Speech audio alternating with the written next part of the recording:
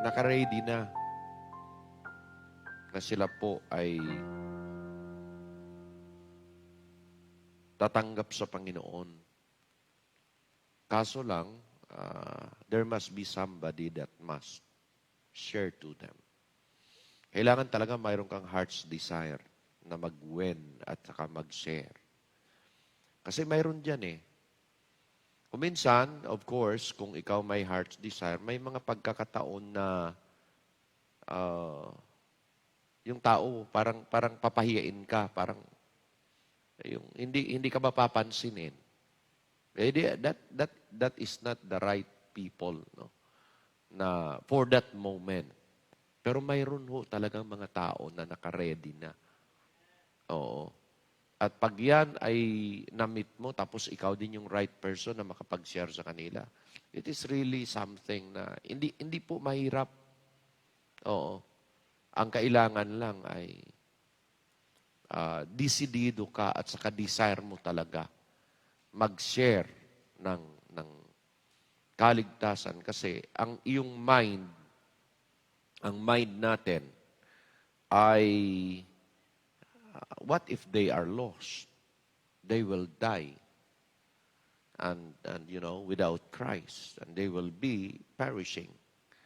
At yan po ay napakahalaga na ating yung dito sa dibdib, dito sa puso natin. Kasi pwede pong maging kampante tayo dahil ligtas na tayo. Pero alam mo paano sila? Kinakailangan ma-burden tayo talaga. And so, continually panalangin natin. Panalangin nyo yung mga taong gusto nyong masira ng kaligtasan. Importante po yun. At saka talagang ikaw mismo, ipanalangin mo, Lord, give me the heart. Give me that burden. Opo. Kasi, pwede na magiging Kristiyano tayo na, okay, we're performing in the house of God, we're involved. Pero, isa sa dapat involvement mo talaga yung pagsishare ng kaligtasan mo sa iba. Trabaho natin yan eh. Opo. And so, napakahalaga na ating magampanan yan at magawa. Okay? Kung kayo ready na, nais kong inyong buklatin ang inyong mga Bibles. 2 Corinthians chapter 12. Chapter 12. 2 Corinthians. Okay? Magsimula sa verse number 7. Okay? Kung nandyan na kayo, siguro basahin natin ng salit-salitan hanggang magsimula sa 7 to 13. Okay? 7 to 13. I-request ko kayong tumayo at kahit kayong mga nasa bahay ng mga membro natin, you can stand up also. Open your Bible and then join with us reading. Alternate tayo, no? Sige, salit-salitan. Ako ang verse 7, kayo verse 8. Hanggang sa verse 13, sabay-sabay tayo. Okay? Umpisahan ko, verse 7. Unless I should be exalted above measure, sabi niya, through the abundance of the revelations, there was given to me a thorn in the flesh, the messenger of Satan to buffet me, lest I should be exalted above measure.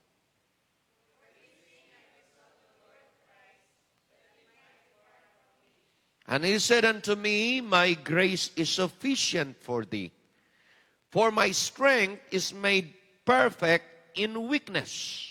Most gladly, therefore, will I rather glory in my infirmities, that the power of Christ may rest upon me.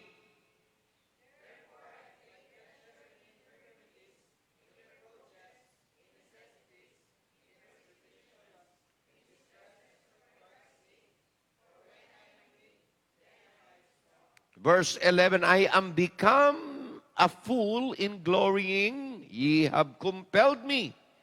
For I ought to have been commended of you. For in nothing am I behind the chiefest apostles, though I be nothing.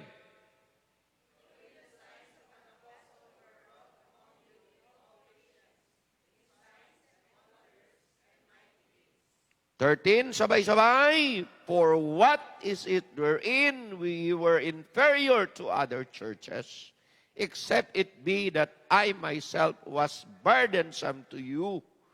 Forgive me this wrong. Pagpalain ng Diyos ang kanyang mga salita. Nawa, kanyang mga salitang ito will make us strong sa oras na ito. And the Lord will speak to your heart in a very simple, specific, and a very clear way as we go to the message. I have entitled the message that we are going to have sa hapong ito, Serving Even There is COVID-19.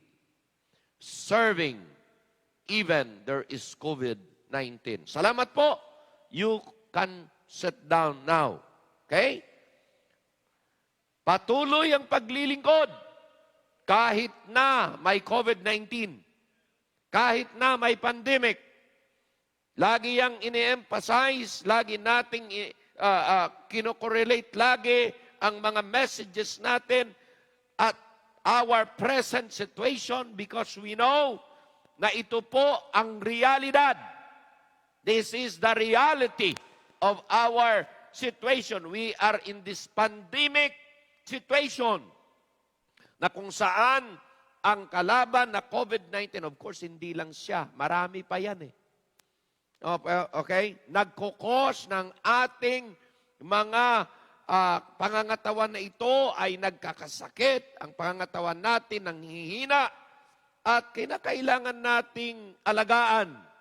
Of course, salamat po tayo na marami ang nagiging cautious, baga, pagdating po sa kalusugan, malapat lang.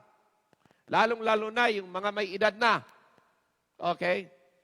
Sabi ko nga, pag ako inoopera noon, sige lang ako ng sige, laklak lang ng laklak. Kain lang ng kain.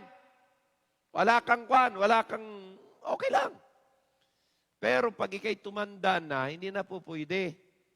Bakit po? Kasi yung iyong digestive organ, yung iyong kwan, wala na eh. Mahina na, kaya kinakailangan talagang maingat. Hindi naman na si pastor ay maselan.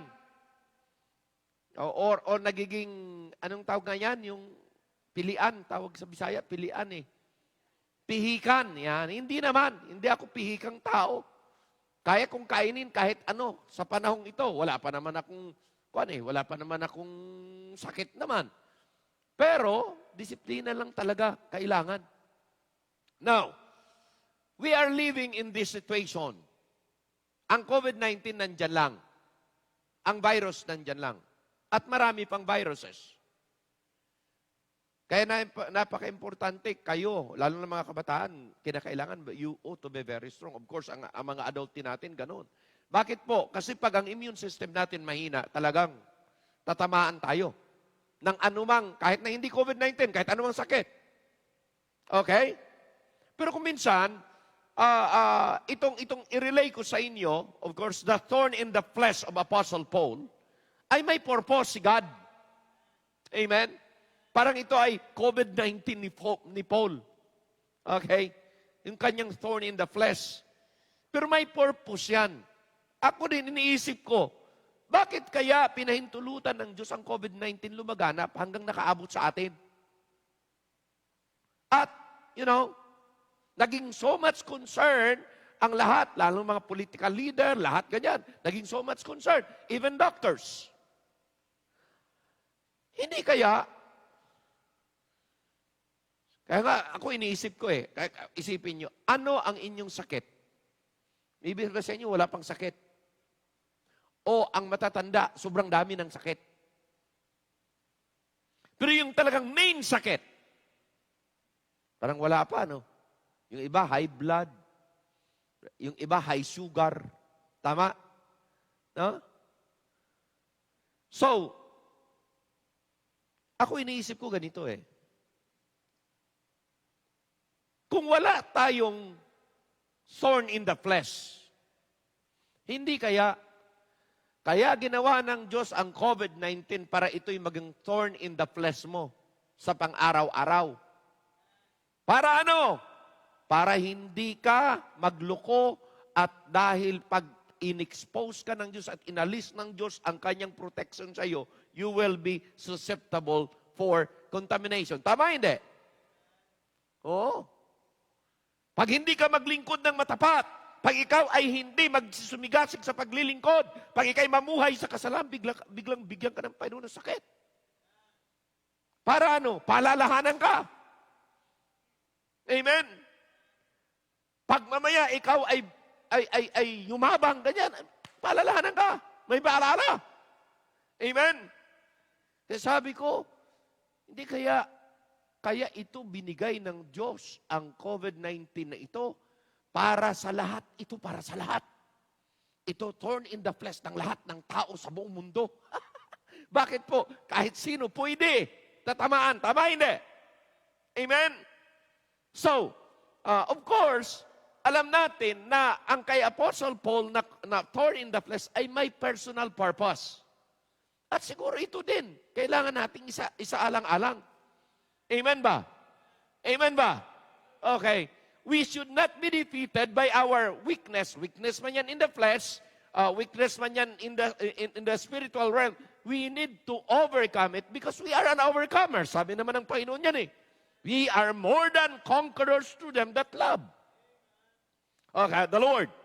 So mga kapatid ko sa pananampalataya, mga minamahal, ay ang thorn in the flesh na ito, parang ihalin tulad natin sa pandemic na to, sa COVID-19 na ito. Para ano? Lagi sa pang-araw-araw nating paggawa, pang-araw-araw nating trabaho, pang-araw-araw nating mga pangarap at ang ating mga aabutin, hindi talaga natin makalimutan na, hey, God is there reminding us na pag ang Panginoon ay iyong iiwanan, pag ang Panginoon ay iyong lalayuan, may COVID-19 na lalapit sa iyo. Amen? Amen? Pag naging unfaithful ako, i-expose ako ng Panginoon sa mga karamdaman na instead makapaglingkod pa ako ng matagal, pwede na ako ay mayari na agad. Mabilisan. Bakit ho? Because God is in control. Opo, hindi ikaw ang may kontrola sa kalusugan mo. Hindi ikaw ang may kontrol at hawak sa buhay mo. Pwedeng very healthy ka ngayon, tomorrow, you are dying. Bakit po? Because it is God. Now, dito, sa kay Apostle Paul, sabi niya, he was pained. Ang ibig sabihin po talagang, ang thorn in the flesh nito, masakit sa kanya. Kasi naramdaman niya yan sa katawan niya eh. And he was pinned. Kumbaga hindi ito maalis-alis. Sabi nga dyan I ask God, I beg God, I plead to the Lord. At sabi niya doon, ilang bises? 3 times. Hiningi ko sa Diyos 3 times na alisin niya ito. Hindi. Iba sagot ni God Amen? Ano kaya?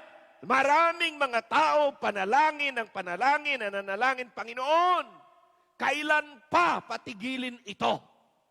Kailan pa? Sana mawala na yung COVID-19. Hello? Alam niyo mga kapatid, kung wala sabihin ng Panginoon, hanggat buhay ka, nandyan siya. Ano magagawa mo? Amen? Hindi ko aalisin yan. Bakit? Iyan ang magtutulak sa iyo na laging matatakot sa akin. Laging magmatapat sa akin because mayroon kang physical threat sa buhay. Amen?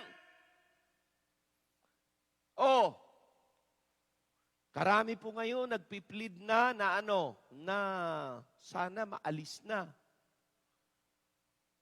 Okay? Sana maalis na, pero karamihan po hindi pa natututo Amen ba? Kaya sabi ko, we'll see, but it is God who decide, not us. We may beg, we may ask God. Pero pag sinabi ng Diyos, hindi. Wala kang magagawa. Tama, hindi? Wala kang magagawa. Wala magagawa gobyerno. Wala magagawa ang mga business world. Walang magagawa kahit ano. Pag sinabi ng Diyos at matutupad. Amen? Sinabi ng Diyos, nandyan yan. So, anong gagawin natin? Hindi. Magtrabaho. Amen? Kailangan ng pangangailangan eh.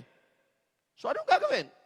Mayroon tayong mga tinatawag na cautionary, ano tawag yun? Yung measure, precautionary measure na ginagawa. Para kahit na tayo ay nandyan, nagtatrabaho, doing our day-to-day life, kahit nandyan yung COVID, protektado tayo, preserve tayo, dahil naglilingkod tayo sa Diyos. Tama, hindi? Amen? Kaya importante, hindi siya makaalis doon. Hindi maalis sa Kanya. Kasama-kasama niya na the rest of His ministry, the rest of His life. Pero tuloy ang paglilingkod kahit kasama niya yung Kanyang thorn in the flesh. Amen? Ganyan din dapat maintindihan ng mga mananampalataya. Kung kayo may thorn in the flesh dyan, at itong COVID-19, thorn in the flesh ito ng lahat ng tao, dahil either mangyayari sa iyo o hindi man, at least may reminder si God na ikaw ay huwag magpabaya. May reminder si God na ikaw lagi magtiwala sa Kanya. Amen? Ang kalaban ay hindi nakikita. Dapat ang naglalaban dyan, siya din, dahil hindi natin nakikita. Tama, hindi? Pero pinapaniwalaan natin. Okay? The design, tingnan po. Alam nyo, wala talaga pwedeng magmamalaki. The design of this was to keep him humble and to prevent him to become proud. Hello? Na ang tendency ng karamihan ay ito. Na pag sila'y umangat na sa buhay, nakakalimutan nila na may Diyos. Ang tendency, pag ikay ginagamit so much ng Panginoon, okay, naging useful ka, a very good vessel used by God, an honorable vessel. Baka naman, pagtaas ng level mo, ay ikaw naman, nasama pati sarili mo, di umabang. Okay? Now, tingnan nyo ang sunod na mga statement. The tendency, makinig maigi lahat. The tendency, hindi masama na may pangarap, hindi masama na kinakailangan umangat ang buhay, hindi masama na ikaw ay magkaroon ng mataas na posisyon sa society, sa company o anuman. Okay, hindi masama na ikay mag-aral, makatapos ng pag-aaral, maging karir na tao at patuloy na ikaw ay makatamo ng mga blessing physically, financially, pero tandaan mo, may tendency na ikay yayabang. May tendency. Kaya ito, sabi ni Apostle Paul, ito ang pinaka-purpose, that tendency of becoming proud and boastful is always a continual threat to each and every one of us because of so much accomplishment and revelation. Tama, hindi? So much wisdom, so much great experiences, so much accomplishment, ginagamit ka ng, pero may tendency talagang tataas ang ere. Dati-dati, ikaw ay, paupo-upo lang. Pasunod-sunod lang. Hanggang sa dinevelop ka, dinevelop, hanggang sa ikaw ngayon naglilid na. Hanggang sa habang naglilid ka, lalo ka pang gumagaling. May tendency talaga. Dati, ikaw ay walang alam. Nag-aral hanggang sa naging professional, hanggang sa nakapagtrabaho. Ngayon kumikita na, may tendency talagang yayabang ka. Tendency ng tao yun eh.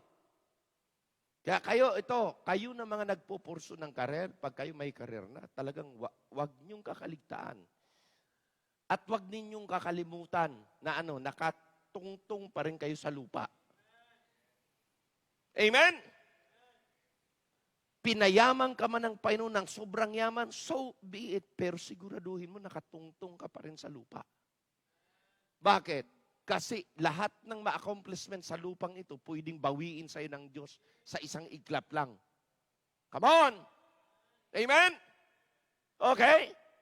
May tendency. Kaya ang sabi sa verse number 7 ay ito, paalala, unless I should be exalted above measure through the abundance of revelation. Bakit po? Pwede pong magmalaki si Apostle Paul. May tendency. Bakit po? Biro mo, abundance of revelation. Ilang books ang nasulat ni Apostle Paul? Mayroong isang may apostle na isa, dalawa, pinakamarami, 3. Pero biro mo si Apostle Paul, ang kanyang nasulat na mga aklat ay nasa 13 books. Grabe ang revelation ng Diyos sa kanya. Grabe ang pagkilos ng banal na Espiritu sa kanyang buhay. At pag yan ay hindi makontrola, pwede siyang magmayabang. Kaya alam nyo, sa umpisa pa lang makikita mo yung sobrang kababaan ng kalooban ni Apostle Paul. Bakit po? Pag binasa nyo yung Philippians chapter 3, ang sabi doon, pag mamayabang, gusto nyo ng payabangan, ay more. Sabi niya. Tapos inisa-isa niya, pahak-pahak. Pero sabi niya, lahat yan ay aking itinabi. Lahat yan ay aking kinount as lost. Lahat yan ng aking mga personal accomplishment. Lahat yan ay aking inari na parang isang rotten. Okay? Basura. Dung. Grabe. That I may win Christ. That I may have the Lord. Bakit po? Yun lang ang paraan eh. If you want to possess God 100%, you must surrender to God 100% also. If you want God to work in your life 100%, you must surrender and dedicate your life to the Lord 100% then. Yun lang ang paraan na so much gagamitin ka ng pero sabi niya, kaya delikado ako. Because of my so much revelation. Baka magmayabang na. Amen? Tapos ano pa? Sabi niya, there was given unto me a thorn in the flesh that the messenger of Satan to buffet me lest I should be exalted above measure. Yan ang karamihan. Kailangan bantayan ng mga pastor din. Mga batang pastor, mga matatandang pastor na may mga accomplishment na yun ang kailangan talagang bantayan. Pero sa panahon pong ito talagang matindi. Kaya hindi po sinungaling yung Bible na sabi, ang tatlong kailangan bantayan ng tao na hindi po ay galing sa Ama. 3. Ano yon? The lust of the flesh, the lust of the eyes, and the pride of life. Tanungin ko kayo, ma-pride ba kayo? Hindi. Tanungan mo sarili mo, ma-pride ba ako? Hindi. Minsan, yan ang ahas sa sarili mo na hindi mo napapansin. Tinutuklaw ka na pala. Come on. Amen? Pero ikaw lang nakakaalam niyan. Hindi yan alam ng iba. Amen? Remember, sa flesh na ito, nandyan yung pride. At hindi po pwede yung i-deny mo. Bakit? Tao ka rin sa laman eh. Amen? Kaya napakahalaga na babantayan. Sino magbabantay niyan? Hindi si Pastor Oy. Hindi magulang mo. Hindi sino man. Ikaw. Ikaw magbabantay sa sarili mo. Hindi sila. Amen? Okay. Ano pa? May isa pang verse dyan eh. Ang sabi sa verse number, let me see. Verse 11. Am I become a fool in glorying? Ye have compelled me. For I ought to have been commended of you, for in nothing am I behind the chiefest apostle, though I be nothing. Oh, sabi na Apostle Paul, alam nyo, may tendency lagi. Kaya nga inaari kung ako na ang pinaka-worst. Ako na ang pinaka, huli. The last of all.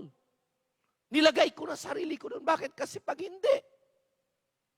Kaya alam nyo mga kapatid, ang great leadership talaga, ang true good leadership, ay leadership that always live in humility. that always practice humility. Yan ang admirable na leadership eh. Na ano, ang taas na ng naabot mo, ang dami mo ng accomplishment, pero ang sarili mo, mababa pa rin. Yun ang kailangan sa good leadership. Simple lang. And we must practice that.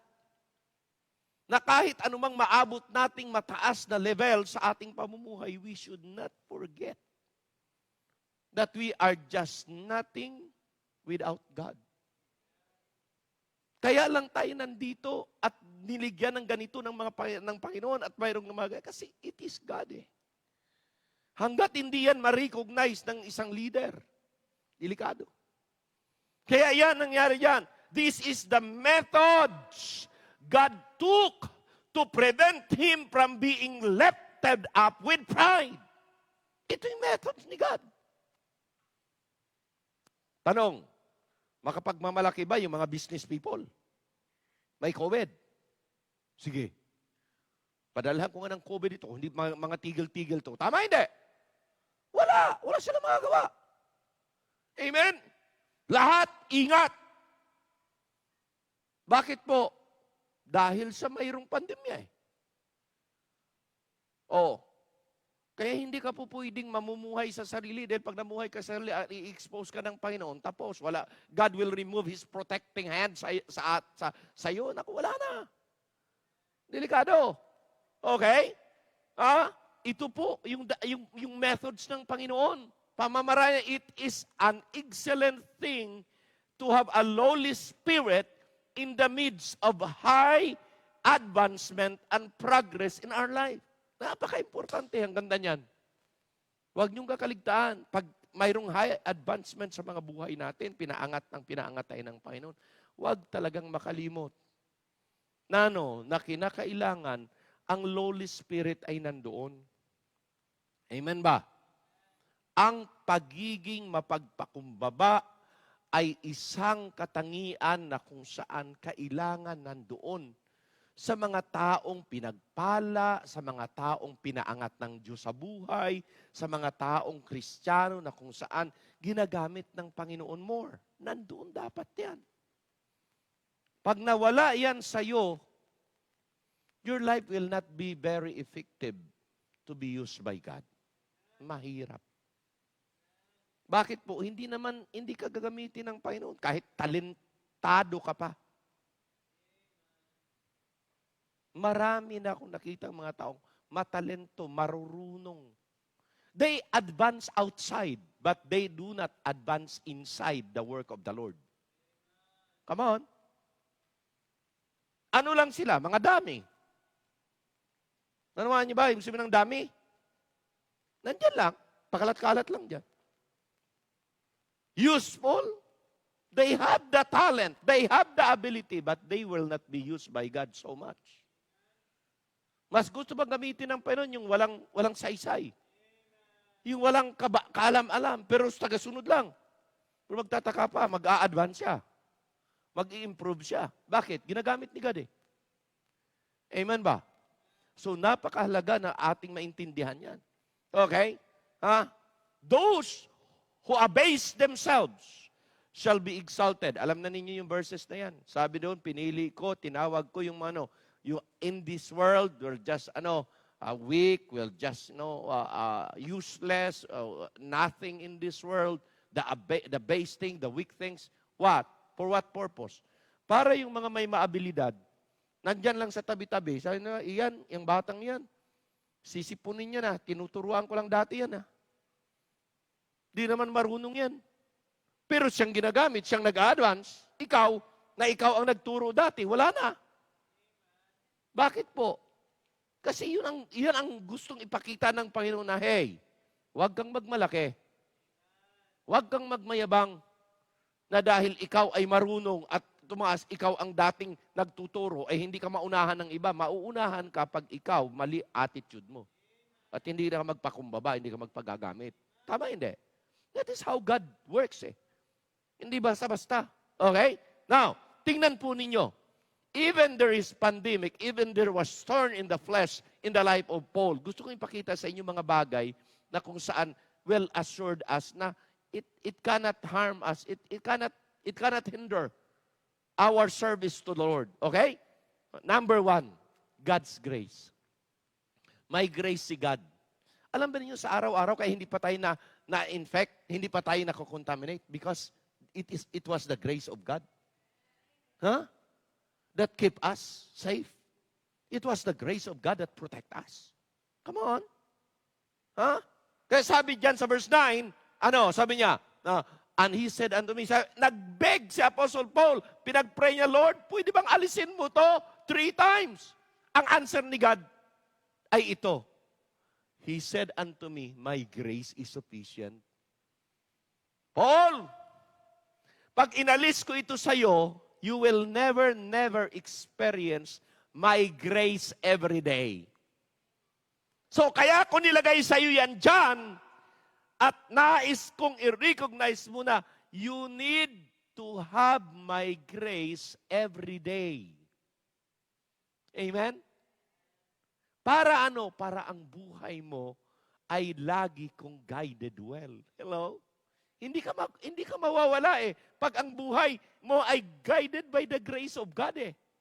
Amen? Hindi. Hindi ka mapapalayo sa Panginoon. Kaya sabi niya, my grace is sufficient. It is more than enough for you. Amen? Wala na yung confidence mo ay wala na pong makakaalis niyan. Pag ang confidence mo hindi sa sarili mo, kundi kay God eh. Lord, ang grace mo ang kailangan ko eh. Kaya dito ako manangan. Tama, hindi? Yun po ang kailangan mo.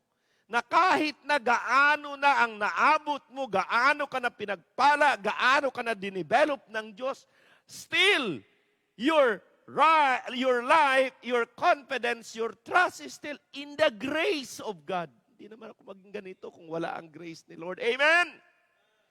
Hindi ko naman maabot ito, ang career kong ito, kung wala ang grace ni God. Kaya habang binibigyan ako ng pag-angat ng Diyos sa buhay ko, hindi ko pwedeng kalimutan at hindi ko pwedeng pababayaan ang aking pagpapasalamat at pagre-recognize na it is by the grace of God. I was given a job by the grace of God. I have a career by the grace of God. I have an house by the grace of God. I have the vehicle by the grace of God. I have this money by the grace of God. Without the grace of God, this is all nothing. Amen? Wow! Kaya una dyan, response ni God sa kanya, Paul, para ikaw ay continually magagamit ko. Remember this, kahit na may thorn in the flesh ka, kahit nandyan yan, kahit may pain kang nararamdaman, kahit dyan ay nakadikit na sa'yo, tatandaan mo, sufisyente ang grace ko para sa'yo. Amen? It is a great comfort for us that whatever thorn in the flesh, we are pained or pinned, sabi niya, with that it is the grace of God was sufficient enough to sustain us. Kaganda. Sana inyong panghawakan at panghawakan na yan. As troubles are sent to teach us to pray, so they are continued. Stick and stay with us to teach us to continue instantly in prayer. Kaya kapag nandyan yan, anong mangyayari? Nandyan yung pandemic araw-araw, anong nangyayari? Anong gagawin mo? Kailangan nakaluhod ka lagi. Lord, ingatan niyo po. Ingatan niyo ako sa trabaho ko. Ingatan niyo ang pamilya ko. Ingatan niyo mga loved ones ko. Tama, hindi. Kaluhod ka lagi. Bakit? Nandyan eh. Ang mga apo ko, ang mga mahal ko sa buhay. Hello? Ako lang, ang mga membro, Panginoon, sa abroad, di ko alam kung anong sitwasyon nila doon. Kung malakas dito yung COVID, malakas sigurado doon sa kanila. Ingatan niyo ho. Protektahan niyo po. Yung mga frontliners namin. Ayun, napag-alaman ko hindi lang pala isa sa mahal ko sa buhay na apektuhan at saka na contaminate ng COVID. Yan ang pag-alam ko, may another para akong isang loved ones din. But at least, nakaligtas. Amen. Pero hindi ko alam. Hindi na pera. Pray. Alam niyo, mga kinig ko maigi, pag kayo nagka-COVID ngayon, at na-positive kayong COVID, yung mga tao sa paligid, para kang may ketong. Hello? Para kang may ketong. Iiwas sa'yo. Yan. Naku, may COVID yan. Nakawan yan, na-declare ka ng negatibo. Tama, hindi. Kapag kahit na may COVID ka, hindi ka na magpapaalam na may COVID ka. Nahawaan ka. Kahit naka-escape ka. No? Hindi na magpapaalam. Bakit? Pag usap-usapan ka ng buong palengke, bayan. Tama, hindi. Na-experience nila yan. Para kang outcast. Come on! Lalong-lalo na, pag ikay located sa probinsya na kung saan lahat ng tao nagkakakilala. Sa probinsya na kung saan ang lakas ng kwan? Ang lakas ng ganito? Ang lakas ng signal? Grabe. Pag usap-usapan ka talaga. Sabi ko, ano kaya kung ako magka-COVID, no? Pag usap-usapan, sigurado ko na makapastoran. Sa popularidad mo, di ba? Amen? Bihira. Ganun talaga eh. Pag malakas yung ganyan, talagang kalat ka agad eh. Amen? Kaya po, hindi madali. Kaya kinakailangan, ingat. Na kailangan talaga, dedicated ka sa Panginoon. Ngayon, kung minsan, babaranin ka sa ganyan, ako naman sabi ko, nagka-COVID na ako eh. Hindi COVID na, na sakit Pero itong church na ito, nagka-COVID na ito dati. Nangawasak-wasak na ito. Amen? Pero nakatayo naman kami. Pero isang tinuro sa amin doon, alam mo kung ano? Hindi at wala akong pakialam kung ano ang isipin ng iba. Isa lang audience ko. Yan ang natutuhan ko sa buhay ko. Isa lang audience ko. Sino lang? Si God lang. Yun lang. Pag si God, okay. Wala akong pakialam kung anong pagtawanan na ako dyan. Wala akong. Hindi naman ako concern sa reputasyon ko eh. Wala akong concern. Ang concern ko, ang Diyos ang mapatuwa ko. Yun lang. At hindi naman final word yung tao. Kaya sabi ko, natuto ako ng ganun. Bakit? Saan dahilan ako natuto? Natuto ako dun sa pandemic na nangyari sa simbahang ito. Hello? Nung una, talagang gusto ko pogi points. Lahat ng makilala mo, walang sasabihin negatibo, lahat positibo. Yun pala, pag lahat positibo, laki naman ng laki ng tainga mo hanggang ikaw ay yayabang. Tapos, naunawa yung ibig sabihin, mga minamahal ko. Nais ng Diyos na we are living in a kaya sabi ko nga sa inyo, natuto ako ng prinsipyong living a simple life, but elegant for God. Kaya sabi ko, mahirap ako sa sarili ko. Hindi ko inaari na ako'y mayaman. Sa sarili ko, pagdating sa pagkain, mahirap na pagkain ang gusto ko. Hello? Nag-post yung mga pastor. Saging, kamote, kamuting kahoy, kamuting balag. Ganyan. Ito ang pagkain na may dilis, tuyo, ganyan. Ito ang pagkain ng mahirap. Sabi ko, buhay ako dyan sa pagkain niya. Amen? Bakit po? Napakababa ng standard ko pagdating sa pagkain. Ano yon? Simple lang. Anong klaseng pagkain? Healthy food. Simple life. Life in the province. Life in the mountain. Ba't walang COVID? Sige, mag-fast food ka, tuloy-tuloy ng spaghetti, tuloy-tuloy ng McDonald's, sige! Kaya nyo pa yan, bata pa kayo. Pero pag tumanda kayo, iindahan nyo rin ang inyong abuso sa pagkain. Sabi na, abuso dahil sa bisyo. Alam ba ninyo na ang pagkain, abuso din? Hello? Karamihan, sobra sa pagkain. Si Samuel lang ang nag-aamin. Oo.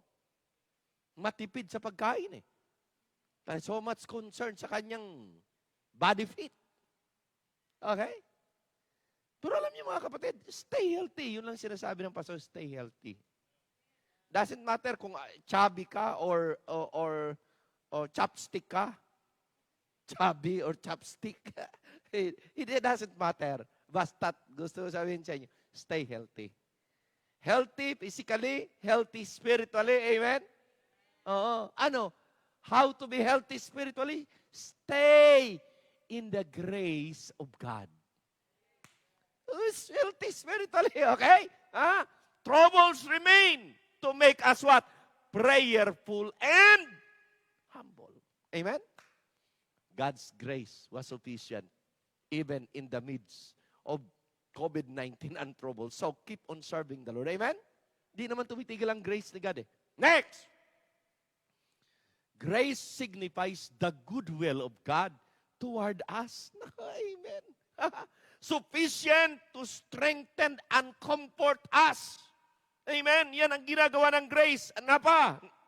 Number 2, the good work of God in us is for our growth and spiritual development. Kaya ang grace ni God nandyan eh. Para kumikilos pa rin. Di-develop ka pa rin to improve. Gine-develop ka pa rin to grow. Di-develop ka rin to be developed. Ala, sige. Nandyan kumikilos ang grace ni God. Kahit na matwata na. Hello? Tandaan niyo po, sa ating mga matatanda, ang grasya ni God kumikilos pa rin. Hindi nawawala. Okay? He is still, sabi nga, He is still working on me to make me what I ought to be. Kahit na matanda na, Pastor, yes! Ako talagang seeking pa nga, Lord, more wisdom. Lord, more understanding. Lord, more experience. Lord, more a wisdom to be able to add more. Amen? Kasi ang sarap eh. Okay? Ano pa? Number 3. Number 2, ito na. Hindi lamang God's grace is sufficient. God's strength. May lakas si Lord. Is made perfect where? In weakness. Hindi lang God's grace. Kahit na may pandemic. But mayroong God's strength na sinusustain si God. Amen? Even nandyan yung thorn in the flesh. Ano sabi sa verse 9? Verse 9. Ano sabi? Okay, sabi niya, and He said unto me, my grace is sufficient for thee, for my strength is made perfect in weakness. God's strength. Biro mo, hindi ka lang isusustain ni God ng kanyang grace, yung kanyang strength, isusustain ka. Mas higit yan, makinig kayo maigi, mas higit yan sa physical strength nyo. Ang strength ni God, mas higit sa physical strength. The all-powerful, infinite, taba? Infinite strength of God. Isi-sustain sa atin. Ibang klase yan. Amen. Saan ka humuhugot? Saan ka kumukuha ng lakas? Siyempre naman. May pinaghugutan yan. Saan? Ang tamang pinaghugutan, yung sa taas, hindi kung saan-saan. Hello? Kumukuha ako ng lakas sa nanay at tatay ko. Kumukuha ako ng lakas sa nobya at nobyo ko. Abay, mabihira ka naman. Maling pinagkukunan ng lakas yan. Kukuha ka ng lakas sa taas. Because doon, hindi nauubusan ng lakas. Yun nga sabi. They that shall renew. Ang Diyos, the omnipotent God, never faint. Hindi nauubusan ng lakas. Doon tayo kumukuha. Kaya dyan sabi niya, my strength is made perfect in win. Anong ibig sabihin niya? Now, ito tingnan nyo. Tingnan nyo. Ang bilis pong makita ng strength ni God at power ni God pag ikay mahina. Pero pag ikay sobrang lakas, abay hindi mo makikita ang kapangyarihan ni God. Amen? In Paul's weakness, Christ's power was made what? More apparent. Nakikita. Okay? Visible. Nakikita. Noticeable. Manunote talaga.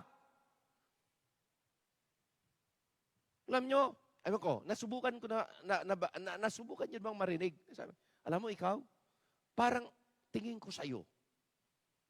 Nakaka-encourage ka eh. Kasi ang tingin ko sa'yo, hindi ka nanghihina eh. Kahit mayroon ka ng sakit, kahit mayroon ka ng problema, parang ang lakas-lakas mo. Saan ka kumukuha ng lakas? Oh, amen? Mapapansin agad. Mapapansin agad. Na mayroon kang lakas mula sa Diyos. Okay?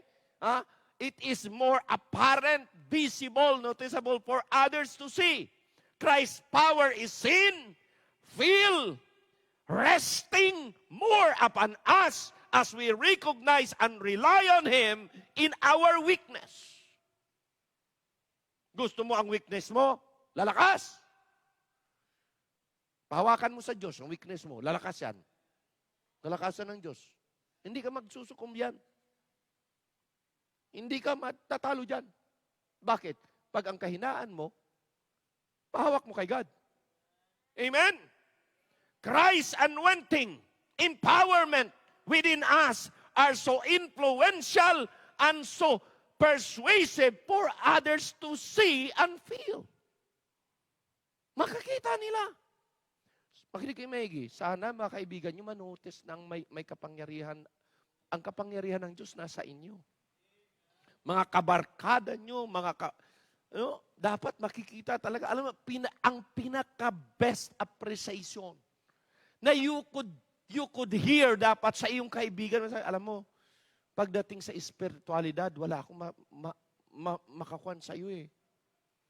You are really, bearing me up. Ang lakas. Sabi nga, ang lakas mo sa langit. Hello? Hindi yung, alam mo, ang pugi mo. Alam mo, ang ganda mo. Lahat na nakikita. Alam mo, bago na naman ang kwan mo, ang ganito mo, ang ganyan mo. Napagkitaan ka ba talaga ng kalakasan mula sa Diyos? Nagmamanifest ba si God? O nakikita sa'yo, panlabas na nyo, pero sa loob mo. Nanawaan nyo ba ibig sabihin? You may be beautiful outside, pero sana po, balanse. Hindi lang kayo beautiful outside, dapat beautiful din kayo inside. At beautiful lang kayo inside pag ang Diyos ang una sa inyo. At nagmamanifest yan outside. Pero alam ba ninyo na you can cover up your beauty? Your beauty outside can cover up your ugliness inside. Di bali na, pangit ako sa labas, pero siguraduhin ko, ang relasyon ko sa Diyos maayos para beautiful ako inside. Tama, hindi? Gusto ako ng mga kaibigan kong unsaved. Anyway, sabi, alam mo ka, tawag sa akin kasi ka eh. Alam mo ka, pastor? O Dek? Wala akong ibang gustong makasama. Pati itong iglesyang ito, wala kaming gustong ibang makasama kundi ikaw. Bakit? Kasi, basta lang. May nakikita kami sa iyo na kaiba kayo sa iba eh. They must see that. Opo.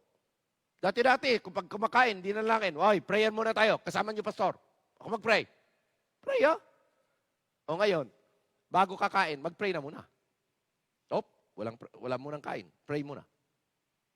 Pray muna si pastor. Naunawan niyo ibig sabihin, kailangan yung testimony natin okay eh.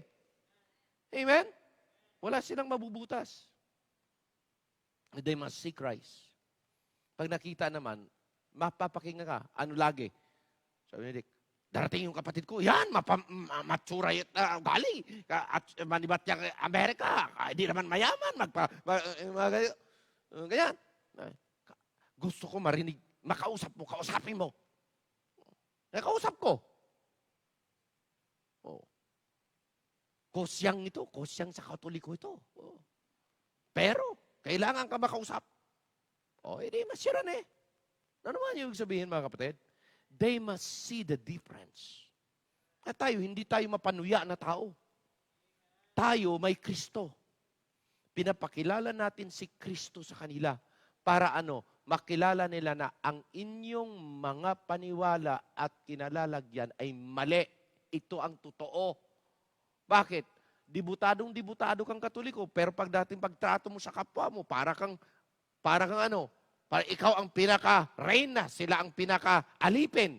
Paano makikita ang pagka-Kristo dyan? Tama hindi? Kaya makita nila dapat ang kaibahan natin. Amen? Okay? Yan. When? Kailan? Kailan? Number 1, when believers are without strength and look to the Lord for their help. Yan, Kailan makikita? Pag alam nyo, pag ikaw ay nanghihina, pagkatapos, lagi ang iyong sinasambit, Panginoon, doon ka lumalapit. Hindi ka lumalapit sa albularyo o kung saan-saan. Hindi. Lapit sa Panginoon. Makikita nila, mapansin nila ito. Sa Panginoon talaga to. Okay? Ano ba? Paul boasted about his weakness. Verse 9. Ano sabi? 8 and 9. And he said unto me, my grace sufficient, okay, made perfect in weakness, most gladly I will rather glory in my infirmities. Pag may problema ba kayo, nagpapasalamat pa kayo sa Diyos, Lord, salamat po sa problemang ito. Hindi ko alam kung anong sitwasyon, pero Lord, thank you po. May purpose ka, bakit? Baka itong nais mo para ako ay hindi magmalaki. Baka itong nais mo para baguhin ang sarili ko. Bakit ang nais mo? Learn the lesson. Yun ang pinaka-importante. In a very small thing that is happening, you need to really think at saka appreciate God on this. Okay? Sabi ni Paul, I boasted. Ano man ang aking kahinaan, okay, ano man ang aking mga kahirapan, pinapasalamatan ko si God yan. Ano pa? Paul also take pleasure in it. Hello? I take pleasure on that. Ano sabi? Verse 10. Therefore, I take pleasure in infirmities, in reproaches. Usually, pag nire-reproach tayo, ang gusto natin, nire-reproach din natin yung tao. Amen? Ganti tayo. Sabi ni Paul, hindi, di bali na. In necessities, kung may pangailangan, sige pa rin. In persecution, in distress for Christ's sake, for when I am weak, then I am strong.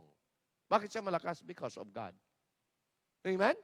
So, Paul take pleasure. He glory in all of these difficulties in his personal life. Okay? That the power, ito maganda, that the power of Christ will rest upon him. Alam niyo, yun po lagi ang aking panalangin. Lord, pero wala naman akong maisip na weakness, na infirmities ko eh. Pero ang laging kong dalangin, Panginoon, gusto ko, ikaw lagi ang magbigay ng lakas. Ikaw lagi ang magsusustain. Magmanifest dapat ang lakas mo sa buhay ko. Magmanifest dapat ang lakas mo sa pagkatao ko. Okay? Ang power mo kailangan nandito sa akin. Dahil kung wala ka na, naku, paano na? Ano nga niya ibig sabihin? I always recognize, I cannot do this, I cannot do that, I cannot make this without your help, God. Without you be the one that will assist and lead. Hindi, mahirap eh. Naunawaan niyo ba ibig sabihin, mga minamahal ko? Ganun dapat ang recognition lagi natin. Okay? The power of Christ should be really the prayer, the desire of each and every believer na sa akin yan. Dapat nananatili sa akin ang kapangyarihan ni God. Para kung anumang testing and trials and difficulties dyan, malakas pa rin ako. Kasi may lakas ang Diyos. Okay? And last, God's glorification and honor be to Him only. Kaya nilagay ang thorn in the flesh. Kaya may ganito para si God ay laging maitaas sa buhay natin. Lahat tayo. Hindi lang pastor nyo. Kayo din dapat. Wala na tayong ibang desire pa, kundi si God ang maitaas. For Christ's sake, sabi doon. Okay, basahin nga natin, verse 10 uli. Pinakahuli. Ano sabi doon? Then I am strong. Verse 9. Ano sabi doon? Okay. That the power of Christ may rest upon me. Alam niyo mga kapatid, ito talaga ang pinakabuod na importante sa buhay mo at saka sa buhay ko. Na ano? Na si God, at the end of the day, at the end of our life, at the finale of our Christian life's journey, siya talaga ang mag-glorify. Naunawaan niyo ba ibig sabihin? Siya ang mag-glorify sa pinaka-final ng iyong buhay. Na masasabi, Panginoon, kaya ko nagawa kasi ikaw ang itinataas ko, hindi ako. Amen? The weakness, the thorn in the flesh fitted to bring down the pride of men as human. Yan ang sangkap eh. Okay? It is proper, right, as admirable, sabi niya, fitted to glorify God always. Kung minsan, doon sa ating mga kahinaan, doon lagi natin masasabi na, Panginoon, wala na akong lakas, kayo na lang po. Kailangan ko po kayo. How much more kung kahit na in our strength, lagi nating sinasabi, Lord, yes, may lakas ako, pero hindi ko pa rin kakayanin kung wala kayo. Amen? Ha? Okay? It is good to ascribe to the Lord all accomplishment in life. It is really good. Hindi ho kayo mapapahiya. May talento kayo, tapos na-develop yung talent nyo, tapos nagamit talaga kayo ng Panginoon so well. Ipagmalaki mo si God because of His development. Say, ang ganda talaga. Hindi ka mapapahiya.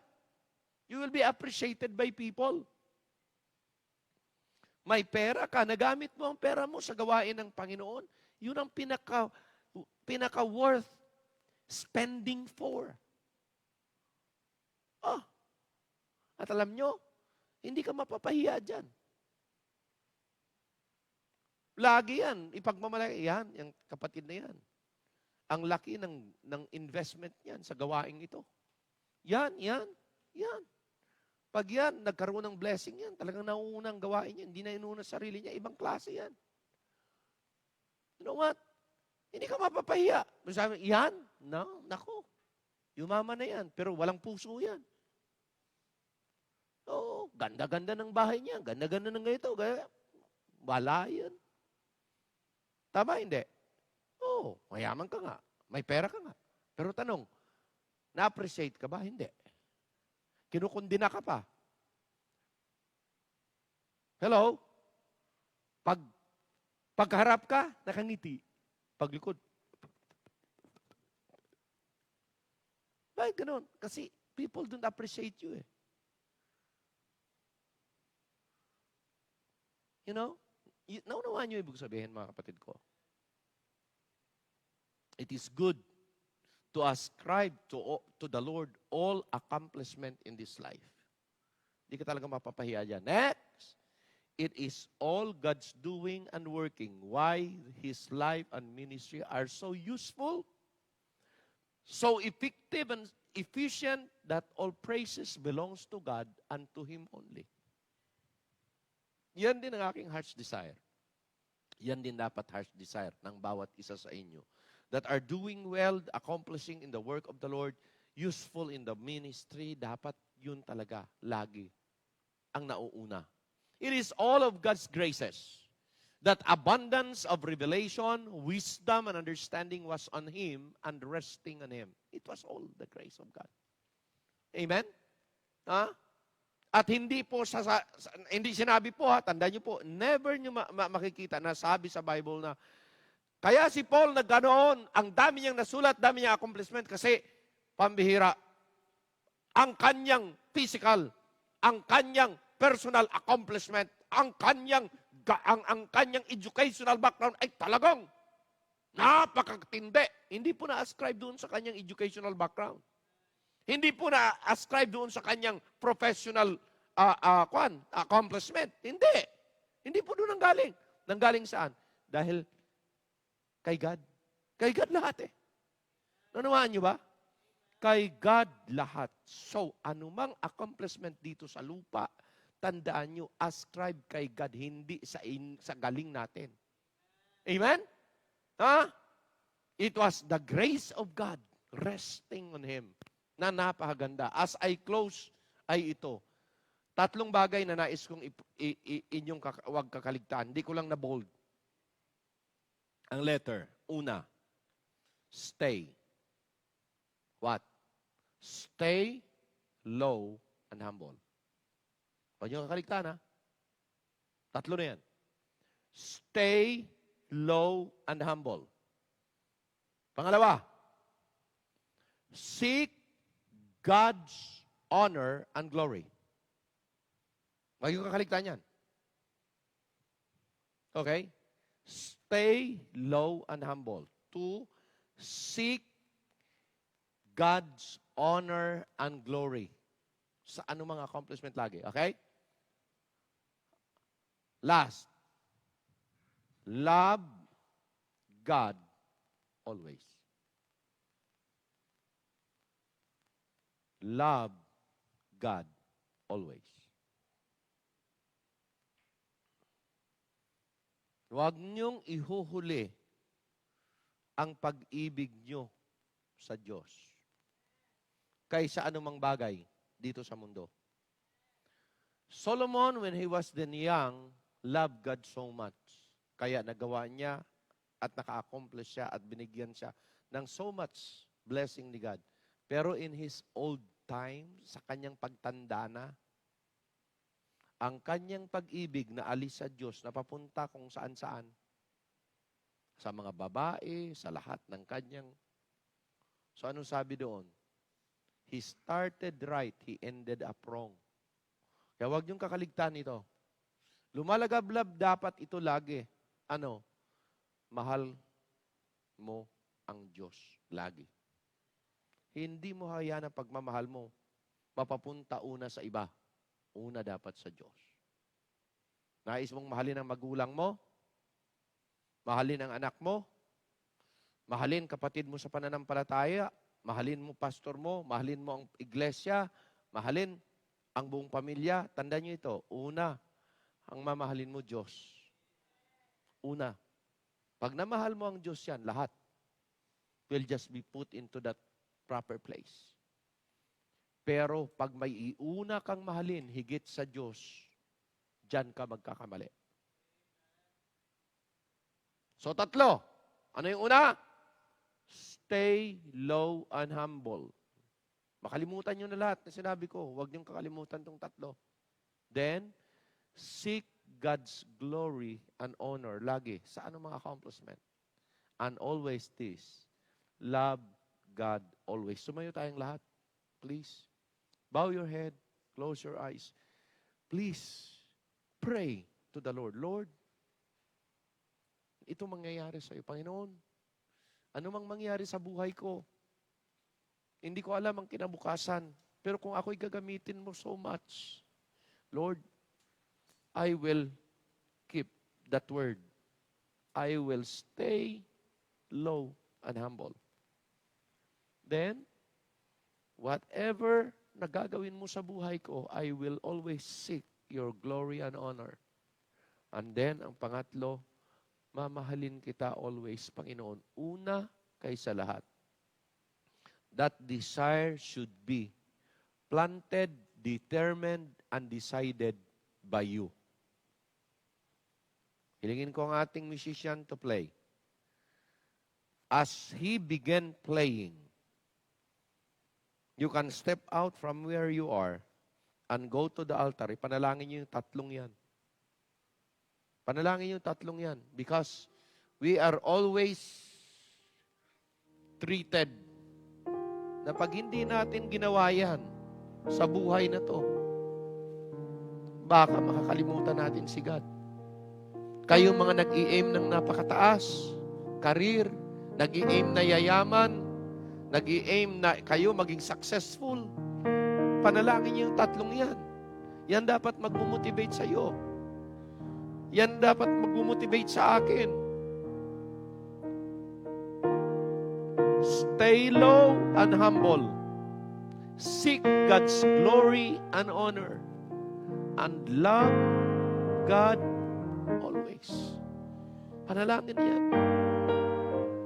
We cannot make in this life, make it without that. Marami akong nakitang mga tao na naging tagumpay sa ilang aspeto. Pero wala kay God.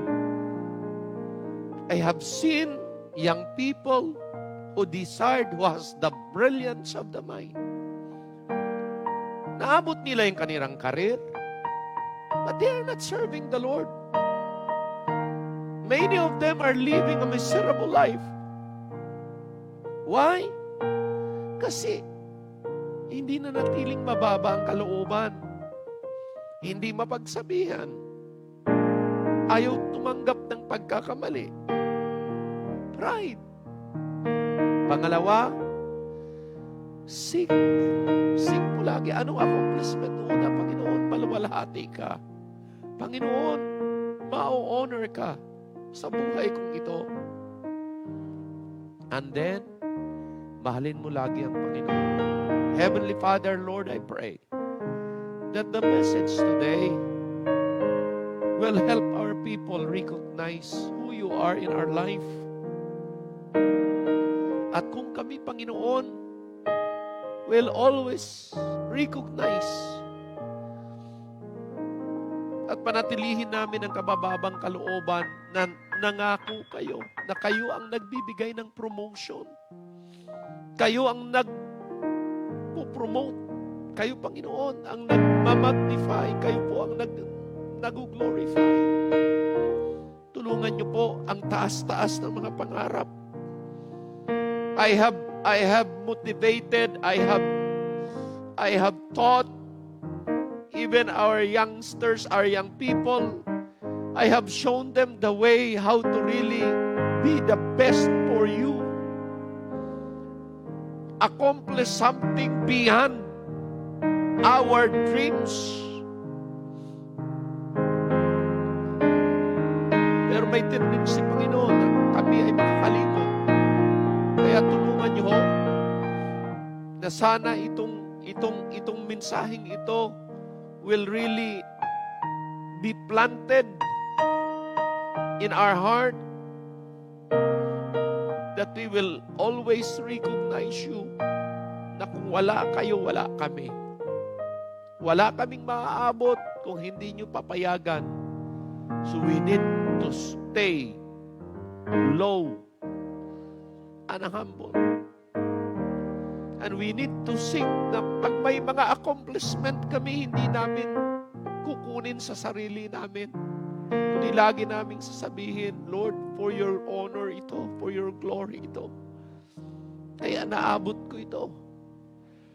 At kailanman hindi ko hahayaan na ang aking pag-ibig, ang aking affection, mapapunta sa iba. Una, kundi sa iyo lamang. Panginoong Diyos, i-bless nyo ang bawat isa na nandito ngayong gabi. Kiniklaim namin na lahat ng mga nanonood, lahat ng mga nasa bahay, naabot po sa kanila ang mensahe at kayo po ang maluwalhati. We give you all the honor, we give you all the glory. For this will we pray in Jesus' name. Amen and amen.